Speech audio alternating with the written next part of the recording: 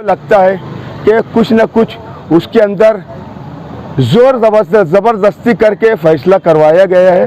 हम आज भी न्यायपालिका पर पूरा भरोसा रखते हैं। हम हिंदुस्तान के सच्चे संविधान को मानने वाले देश प्रेमी लोग हैं।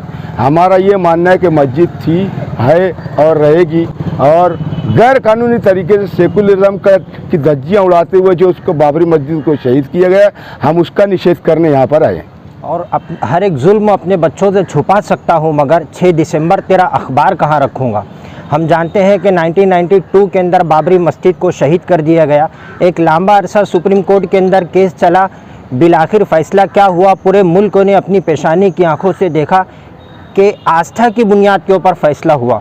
हम सुप्रीम कोर्ट का, उच्च न्यायालय का एहतराम करते हैं, हमने फ़ैसले को कबूल किया, लेकिन हम ये बात साफ़ तौर पर और अलल ऐलान कह देना चाहते हैं कि आप ये फ़ैसला हमारे जिस्मानी तौर के ऊपर हमने ये फ़ैसले को कबूल कर लिया, लेकिन ज़हनी तौर के ऊपर हम ये फ़ैसले को कभी कबूल नहीं कर सकते। कुरान कहता है लमस्जिदुन उस्सिसत तक़वा मिन अव्वली यौम, जो जगह मस्जिद के लिए मुख्तस कर दी जाती है रोज़ अव्वल से, वो क़यामत की अगली सुबह तक के मस्जिद ही रहती है। हमारा ये मानना है कि वहाँ पर मस्जिद थी, मस्जिद है और मस्जिद ही रहेंगी।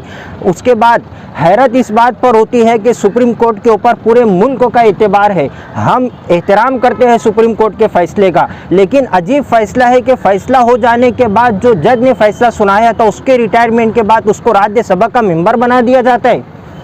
हैरत होती है हमें, और कहीं ना कहीं हमें तो अब इस बात का डर है, इस बात का खदशा है, हमें प्यार और अमन की हर जहनियत ख़तरे में है।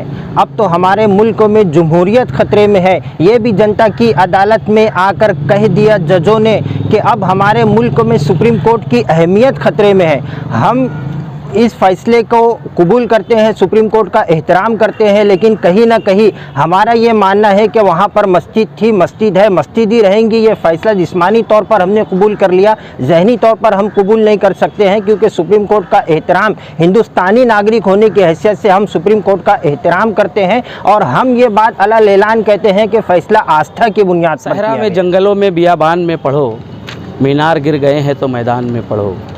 हम मुसलमान हैं, मस्जिद हमारे लिए एक रूहानी ताल्लुक़ की जगह है, हमारे खुदा का घर है, अल्लाह का घर है। और कुरान ने कहा है कि एक मरतबा जहाँ पर मस्जिद बन जाती है क़यामत तक वहाँ पर मस्जिद ही रहती है।